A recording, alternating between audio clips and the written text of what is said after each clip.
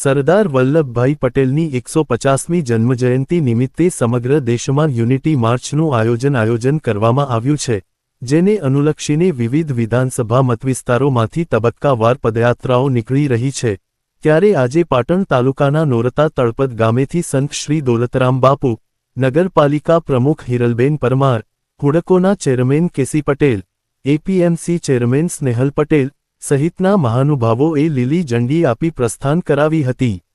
8 kilometre લાંબી આ પદયાત્રાનું ઠેર ઠેર સ્વાગત કરવામાં આવ્યું હતું અને મોટી સંખ્યામાં લોકો યાત્રામાં જોડાયા હતા। પદયાત્રા નોરતા, બોરસણ, અંબાજી નેળિયું, ગોલ્ડન ચોકડી થઈ એપીએમસી પાટણ ખાતે સરદાર પટેલની પ્રતિમાને માલ્યાર્પણ સાથે પદયાત્રાનું સમાપન કરવામાં આવ્યું હતું। આ પદયાત્રામાં યુવાનો, વિદ્યાર્થીઓ, સામાજિક સંસ્થાઓના પ્રતિનિધિઓ જોડાયા હતા।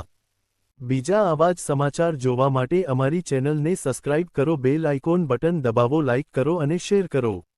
બેલ આઇકોન બટન દબાવો, લાઇક કરો અને શેર કરો।